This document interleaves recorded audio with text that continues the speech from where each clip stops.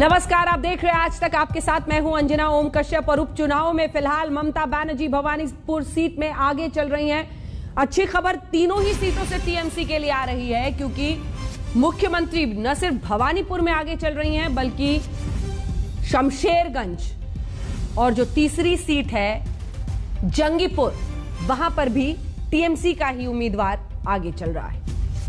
अनुपम हमारे सहयोगी इस वक्त हमारे साथ सीधे जुड़ गए हैं। तमाम खास मेहमान हमारे साथ लगातार जुड़े हुए हैं। सबकी नजर और मार्जिन वाली खबर पर खास तौर पर जयंतो घोषाल की नजर बनी हुई है। जल्दी से अनुपम, रुझान आने शुरू हो गए हैं। कितने राउंड की अभी तक गिनती हो चुकी है, कितने राउंड बाकी हैं? आपने बताया था 1.25 लाख के आसपास लोगों ने ही यहां पर वोट डाला है।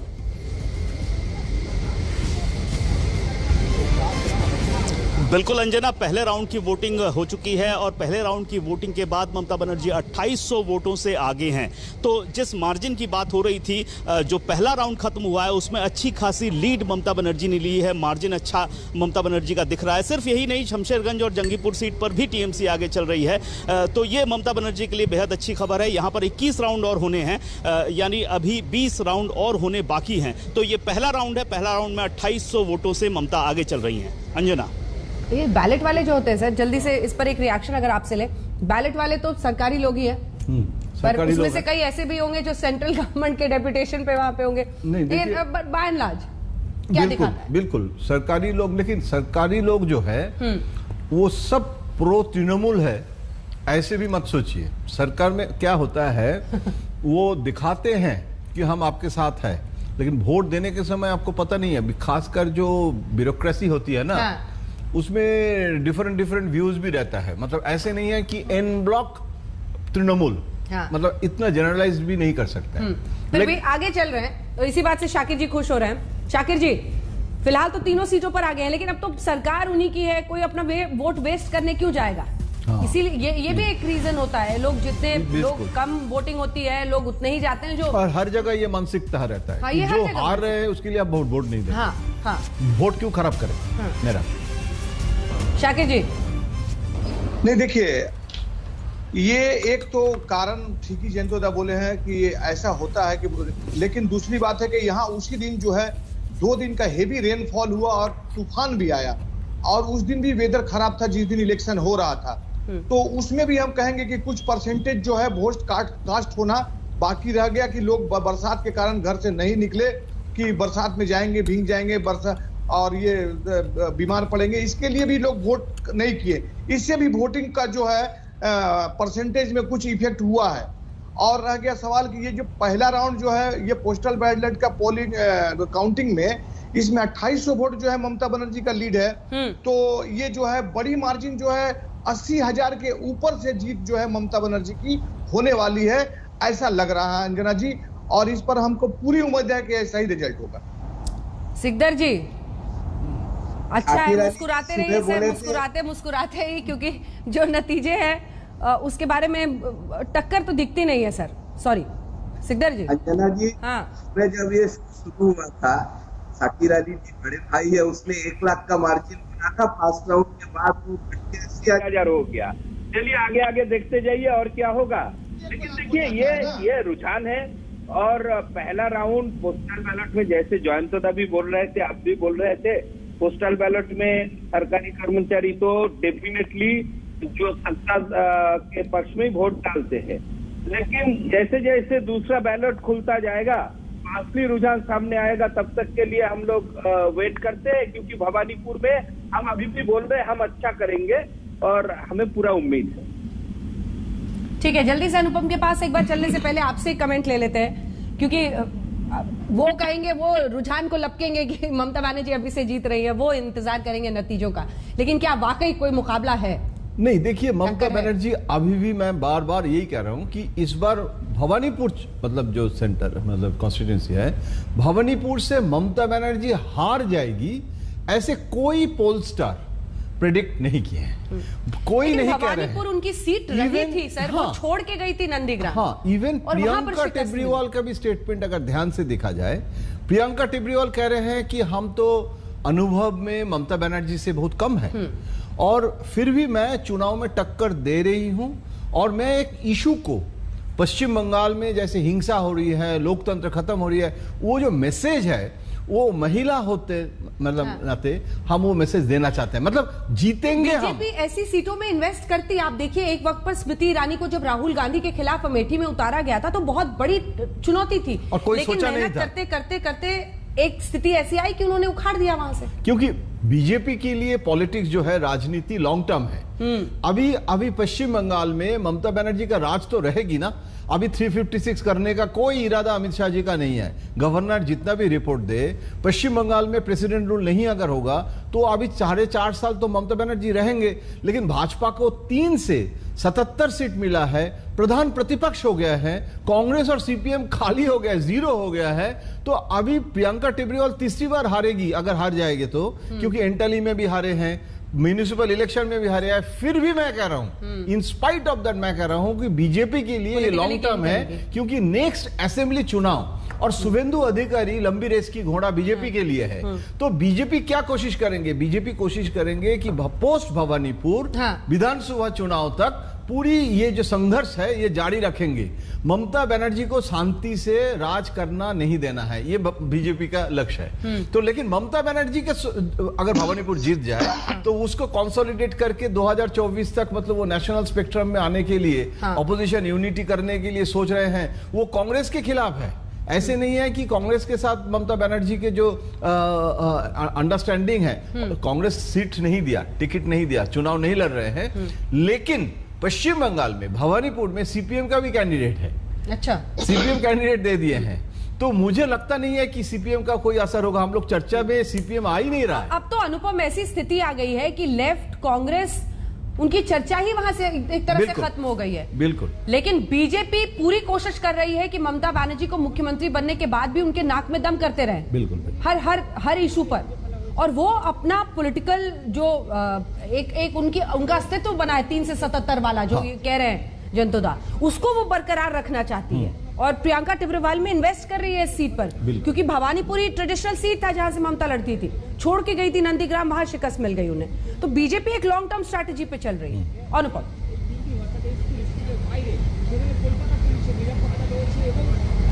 जी बिल्कुल, देखिए मेरी काफ़ी लोगों से बातचीत हो रही थी बीजेपी के, जब वो इस प्रक्रिया में थे कि किसको ममता बनर्जी के खिलाफ खड़ा किया जाए। तो कई नाम थे, दिनेश त्रिवेदी का भी नाम था, लेकिन उन्होंने मना कर दिया। तो आखिरकार प्रियंका टिब्रेवाल के नाम पर फैसला हुआ कि उनको खड़ा किया जाए। तो जो उस समिति में थे, चुनाव समिति जो थी कैंडिडेट की, तो उनसे कई लोगों से मेरी बातचीत हुई कि क्यों प्रियंका टिब्रेवाल को खड़ा किया गया। तो उसके दो वजह बताई गई। एक तो चुनाव बाद हिंसा का जो मामला हाईकोर्ट में लड़ा गया, उसमें बहुत अहम भूमिका निभाई प्रियंका टिब्रेवाल ने।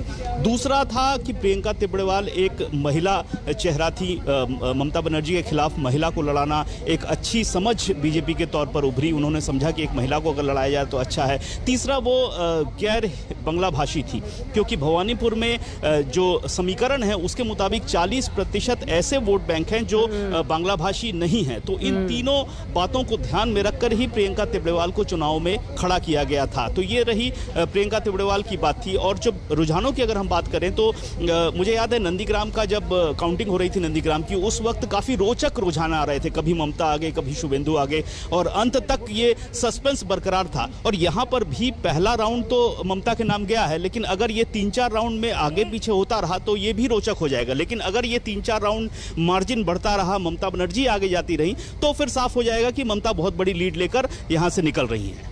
ठीक है, प्रियंका टिब्रेवाल से हम लोगों ने बात भी की है, हम सुनाएंगे अपने दर्शकों को प्रियंका टिब्रेवाल क्या कह रही हैं। लेकिन इस बीच ये तस्वीरें आ रही हैं जहां पर प्रधानमंत्री नरेंद्र मोदी की मां गुजरात में निकाय चुनाव में अपना वोट डालने के लिए आई हैं, जो अभी तक जानकारी आई है। ये तस्वीरें आप देख रहे हैं, प्रधानमंत्री नरेंद्र मोदी की मां यहाँ पे आम आदमी पार्टी की एंट्री हुई है। गोपी बता रही हैं, दिखाएं। यहाँ पे इस वक्त वो वोट डालने के लिए पहुंची हुई है, और साथ ही उनके जो भाई है, छोटे भाई, सबसे छोटे भाई जिनके साथ वो रहती है, वो भी यहाँ पे पहुंचे हुए हैं और यहाँ पे अपने वोटिंग राइट्स का इस्तेमाल करेंगे। आप देख सकते हैं, आप देख सकते हैं कि यहाँ पे काफी ज्यादा जो पुलिस है, सिक्योरिटी है, वो भी यहाँ पे तैनात हो गई है। और इसके अलावा अगर बात की जाए तो गांधीनगर का ये जो चुनाव है ये इसलिए भी महत्वपूर्ण है क्योंकि आम आदमी पार्टी ने सूरत में जीत के बाद पहली बार गांधीनगर के चुनावी मैदान में उतरी। आप देख सकते हैं प्रधानमंत्री नरेंद्र मोदी की मां हीराबा यहाँ पे पहुंची है, खुद चल रही है, चल के ये वोट डालने के लिए पहुंची हुई है। 99 साल की उनकी उम्र है और यहाँ पे अपने वोटिंग राइट्स का इस्तेमाल करने के लिए वो पहुंची हुई है। आप देख सकते हैं किस तरीके से वो चलकर वोटिंग सेंटर के अंदर पे आई।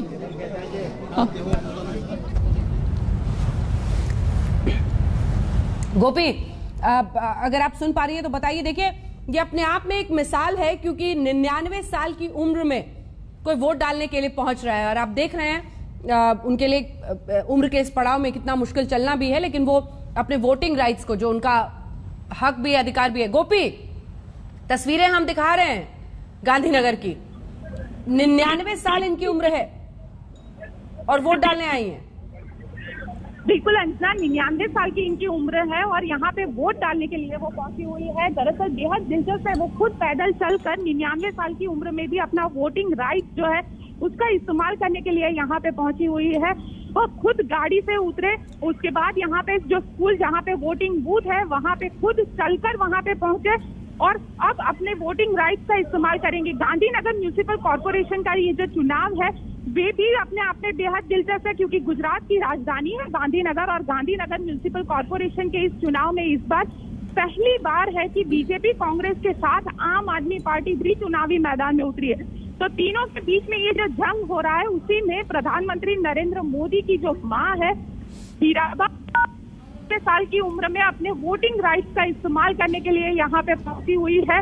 और हमने हर बार देखा है कि वो जब भी वोटिंग होता है हीराबा हमेशा आती है, अपने वोटिंग राइट्स का इस्तेमाल करती है। चाहे एक हम कह सकते हैं कि ये जो युवा है उनके लिए भी एक मैसेज है कि अपने वोटिंग राइट्स का इस्तेमाल करना चाहिए और वो खुद यहाँ पे चलते पहुंची है अपने वोटिंग राइट्स का इस्तेमाल करने। अंजना, बिल्कुल, तस्वीरें हम दिखा रहे हैं गोपी और देश भर में लोग देख रहे होंगे। देखिए, प्रधानमंत्री अक्सर किसी ना किसी मौके पर जब अपनी मां से मिलने जाते हैं तो वो वीडियो जारी करते हैं, लेकिन इस बार मीडिया कैमरा ने ढूंढ लिया उनकी मां को खुद ही वोट करने के लिए पहुंचते हुए। परिवार के और भी लोग वहां पर पहुंचे वोट डालने के लिए। गोपी, बिल्कुल अंजना, उनके साथ जो उनके सबसे छोटे भाई यानी प्रधानमंत्री के सबसे छोटे भाई पंकज मोदी जो है वो यहाँ पे पहुंचे हुए हैं वोट डालने के लिए। साथ ही उनकी पत्नी, उनकी बेटी भी यहाँ पे पहुंची हुई है वोटिंग राइट्स का इस्तेमाल करने के लिए। ये सारे लोग इस वक्त गांधीनगर के रायसन जो इलाका है जहाँ पे स्कूल आई हुई है वहाँ पे अपना वोटिंग राइट्स का इस्तेमाल कर रहे हैं। और आप देख सकते हैं कि किस तरीके से प्रधानमंत्री नरेंद्र मोदी की जो माँ है 99 साल की उम्र में भी पैदल चल के आई है। मतलब उनके लिए यहाँ पे व्हीलचेयर सब रखा गया था, लेकिन उन्होंने कहा कि वो चलकर ही जाएगी और बाकायदा वो चलकर ही वोटिंग बूथ तक आई। करीब 50 मीटर का ये डिस्टेंस होगा, वो चलकर आई, अपना वोट दिया। और आप देख सकते हैं कि इस वक्त यहाँ से वो अब उनका जो वोट है वो उन्होंने दे दिया है। साथ ही उनके जो परिवार के दूसरे सदस्य हैं वो भी यहाँ पे पहुंचे हुए हैं और गांधीनगर का ये जो चुनावी जंग है वो अपने आप में बेहद दिलचस्प है। बिल्कुल, अब एक इस वोट की भी गिनती होगी। गोपी, काफी बड़ा हुजूम वहां मीडिया का दिखाई दे रहा है।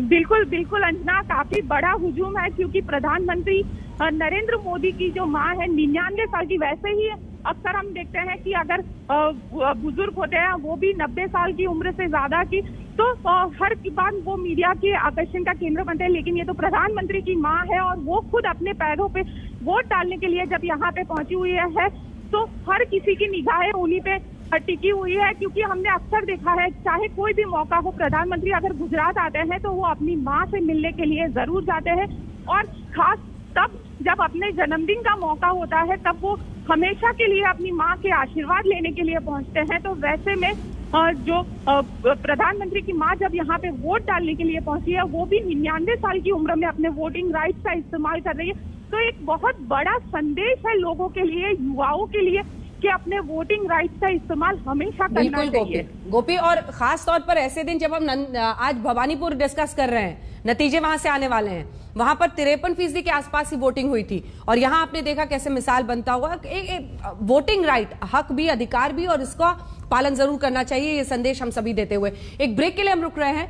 फौरन लौटेंगे। भवानीपुर में फिलहाल ममता बनर्जी आगे चल रही है, लेकिन अभी पहले राउंड का ही आया है रुझान, अभी 7-8 राउंड बाकी हैं। फौरन लौट रहे हैं, देखते रहिए आज तक।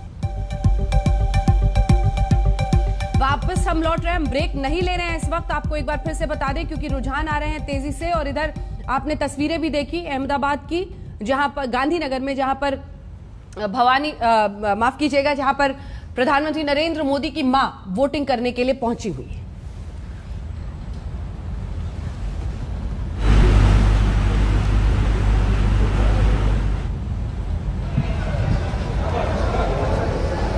चलिए रुख अब भवानीपुर का कर लेते हैं, जहां पर शुरुआती रुझान के मुताबिक ममता बनर्जी आगे चल रही हैं। हम प्रियंका टिब्रेवाल की बातें कर रहे थे और देखिए सर, 99 के एज में वोटिंग करी है जनता। बिल्कुल, ये पूरा कंट्री वाइड मैसेज है, कंट्री वाइड मैसेज है। हाँ? और देखिए प्रियंका को चुनाव में मतलब चूज करना, हाँ, इसके ऊपर भी चर्चा होना चाहिए, क्योंकि भाजपा क्यों प्रियंका टिब्रेवाल को चूज किया। एक बार जल्दी से हम सुना सकते हैं क्या उन्होंने क्या जो बोला है चुनाव के बारे में, नतीजों के बारे में लेकर उनसे बातचीत की हमारे सहयोगी ने, जल्दी से आपको सुना देते हैं, आपको भी अंदाजा लगेगा कि प्रियंका टिब्रेवाल को कैसे ममता बनर्जी के खिलाफ भवानीपुर में उतारने का फैसला बीजेपी ने लिया है। देखिए, इस वक्त प्रियंका टिब्रेवाल बीजेपी उम्मीदवार हमारे साथ हैं। आज फैसले की घड़ी है, फैसले का दिन है। कितनी उम्मीदें और कितनी शिकायतें? देखिए, मैंने अपनी तरफ से अपनी पूरी ताकत लगा करके इस चुनाव को लड़ा है, क्योंकि ये चुनाव सिर्फ किसी एक व्यक्ति विशेष के अगेंस्ट में नहीं था। मैंने उस सरकार की पूरी मशीनरी के खिलाफ लड़ाई करी है।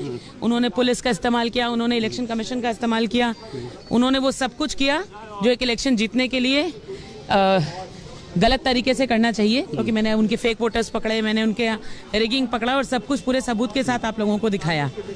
तो रिजल्ट जो भी हो, I fought with all my might. आपने एक शिकायत चिट्ठी भी दी है कि post pole violence. Yes, because violence is in the nature of Trinamool, so I hope that नमस्कार दादा।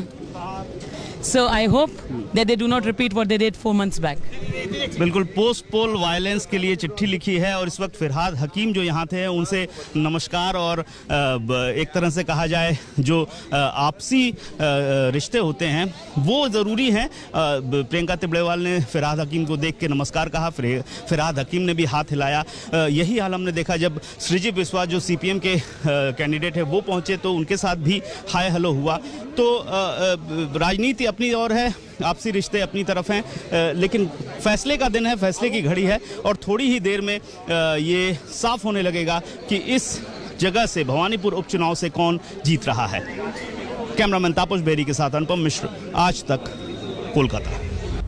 अनुपम, ये देखकर हमेशा अमेठी और जो बड़ी सीटें होती हैं उनके खिलाफ जब भी आप बड़े नेता के खिलाफ अपने उम्मीदवार को उतारते हैं तो अक्सर ये चर्चा होती है और ये उम्मीदवार को भी पता होता है कि मैं एक सिंबॉलिक तरीके से खड़ी हो रही हूं, पार्टी मुझे पुश करे आगे, लेकिन इसी के साथ उन्हें यह भी एहसास रहता है कि जीतना मुमकिन नहीं होता दिख सकता है। अभी अभी हमें इंतजार करना है, रुझान ही आए हैं सामने।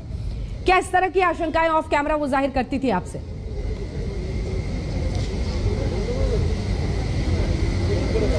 जी बिल्कुल, पहले तो आपको रुझान बता दूं, दूसरे राउंड की काउंटिंग खत्म हो चुकी है। दूसरे राउंड की काउंटिंग खत्म होने के बाद ममता बनर्जी 2500 वोटों से आगे चल रही है और अभी तीसरे राउंड की काउंटिंग शुरू हो चुकी है। और जब हमने प्रियंका टिब्रेवाल जब इस काउंटिंग सेंटर में वो प्रवेश कर रही थी तब हमने उनसे बातचीत की, तो उनकी बातचीत में ये बात तो जाहिर हो रही थी कि वो जीतेंगी, पूरी तरह से इस बात पर आश्वस्त नहीं है, लेकिन उन्होंने लड़ाई की है और बहुत अच्छे से लड़ा है। ये बात उन्होंने बार बार प्रकाश डालने की कोशिश की इस बात पर। और बड़े नेता की किस तरह से पूरी मशीनरी के खिलाफ वो लड़ी हैं, काफ़ी गलत काम हुआ है उसके खिलाफ वो लड़ी हैं, ये सब भी बातें उन्होंने कही।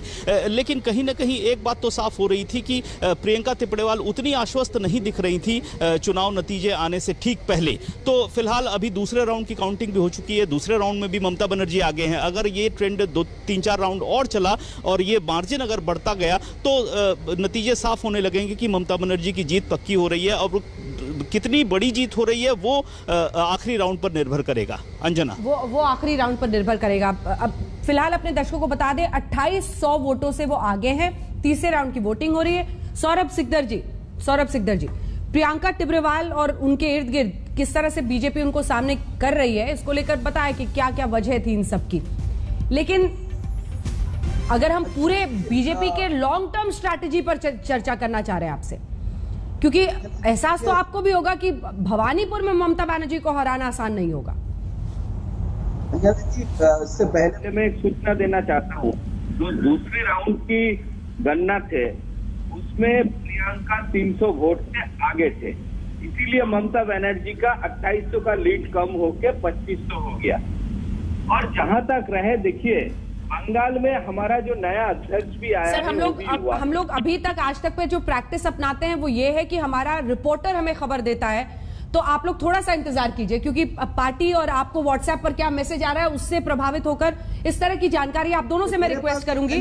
रूमर फैलता है, अनुपम कंफर्म करके आप ये खबर बताइए कि क्या फर्स्ट राउंड को अलग करने बैलेट वाला, सेकेंड राउंड को अगर हम देखें तो सेकेंड राउंड में पर से क्या प्रियंका आगे हैं, ये अनुपम पता करके बताएंगे। सर, आप लोग न्यूज बताने से परहेज कीजिए, टॉपिक पर बात कीजिए।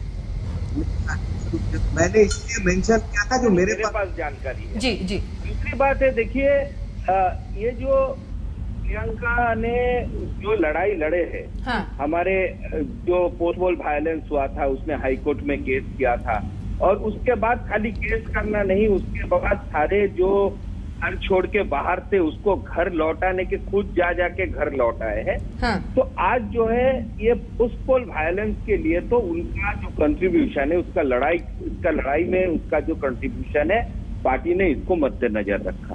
दूसरी बात ऐसा है, देखिए पार्टी यहाँ पे अभी हमारा जो नया जो प्रदेश अध्यक्ष बना है वो भी जुआ है, तो एक जो है ये विधानसभा में 77 सीट आने के बाद पार्टी अभी 2024 की तरफ देख के एकदम संगठन को आगे कर रहा है, नए चेहरा आगे आ रहा है, और हम अपना संगठनी जो शक्ति है उसको बढ़ाने का प्रयास में है कि 2024 में हम 18 से भी ज्यादा सीट यहाँ पे जीत पाए, यही हमारा लक्ष्य है। तो इसीलिए क्या है, ऐसे नए चेहरा बहुत आएंगे। और देखिए ठीक है उपचुनाव और अनुपम, ठीक है सर मैं लौट रही हूँ। अनुपम को कनेक्ट कर दीजिएगा फिर से। उपचुनाव के नतीजों पर आपको बता रहे हैं हम, 2500 वोटों से फिलहाल दूसरे दौर की गिनती के बाद ममता बनर्जी आगे आ रही हैं। जो दावा अनुपम कर रहे हैं सौरभ सिकदर, क्या उसमें दम है? वो कह रहे हैं जो 2800 का था पहले लीड, वो 2500 हो गया है। सेकेंड राउंड में प्रियंका टिब्रेवाल आगे निकली है ममता बनर्जी से, ओनली सेकेंड राउंड। जी देखिए, बिल्कुल पहले राउंड में 2800 से आगे चल रही थी ममता बनर्जी, लेकिन दूसरे राउंड की काउंटिंग खत्म होने के बाद जो आरओ हैं उन्होंने आके बताया है कि अब ममता बनर्जी 2500 राउंड से आगे चल रही हैं, यानी 300 राउंड कम हो गया उनका। हालांकि डिफरेंस या गैप उन्होंने कुछ भी नहीं बताया, या किसको कितना वोट मिला है, ममता बनर्जी को कितना वोट मिला है, प्रियंका टिब्रेवाल को कितना वोट मिला है, ये ब्रेकअप अभी काउंटिंग सेंटर से नहीं दिया गया है। सिर्फ एक मोटे तौर पर कहा गया है कि दूसरे राउंड में 2800 वोटों से आगे थी ममता बनर्जी, लेकिन तीसरे राउंड में वो 2500, लीड थोड़ी कम हुई है। मतलब पहले राउंड में 2800 जो लीड थी वो अब 300 वोटों से कम होकर 2500 की रह गई। एक सेकंड अनुपम, क्योंकि अभी हम लोग चला रहे हैं दूसरे दौर की गिनती के बाद ममता 2500 वोटों से आगे है। आप कह रहे हैं 3 राउंड की वोटिंग हो चुकी, गिनती हो चुकी है। बिल्कुल, एक बार बताएं, पहले राउंड के बाद, दूसरे राउंड के बाद और तीसरे के बाद अभी कहां पर है दूसरे राउंड के बाद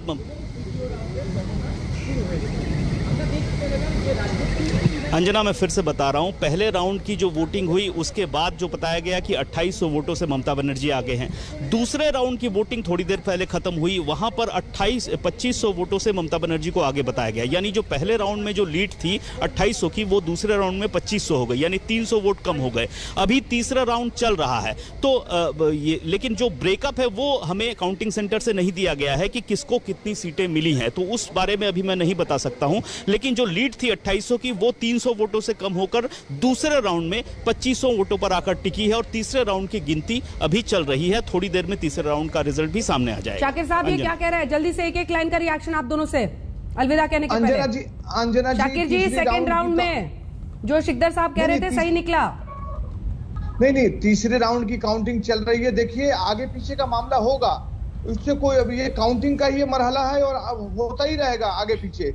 लेकिन जो जीत की मार्जिन है वो सबसे ज्यादा ममता बनर्जी जो है वोटों से जीत के आएगी। मैं अभी भी बोल ठीक है रहा सौरभ हूं जी, कि कम से कम 75 सेकेंड राउंड ने आपको आपके मुस्कुराने को सही ठहरा दिया। सौरभ दा, मैं तो अंजना जी सुबह से ही बोल रहा हूं कि टक्कर इसमें कांटे की रहेगा और हम अभी भी उम्मीद है कि हम अच्छा करेंगे, तो इसीलिए आगे देखते रहिए। अभी तो 2 ही राउंड हुआ है, 19 राउंड बाकी है। अभी तो 2 ही राउंड हुआ है। तीसरे दौर का इस वक्त वहां पर काउंटिंग चल रही है। जयंतो घोषाल लगातार हमारे साथ स्टूडियो में बने रहेंगे। एक छोटे से ब्रेक के बाद आ रहे हैं। हम आपको बता दें तीसरे दौर की अब तीसरा राउंड जो है काउंटिंग का, उसमें फिलहाल थोड़ा सा वक्त है, लेकिन दूसरे के बाद जो 2800 का मार्जिन पहले था वो 2500 का बन गया है। 1.25 लाख के आसपास वहां पर वोटों की गिनती होनी है। एक छोटे से ब्रेक के बाद हम लौट रहे हैं। देखते रहिए आज तक।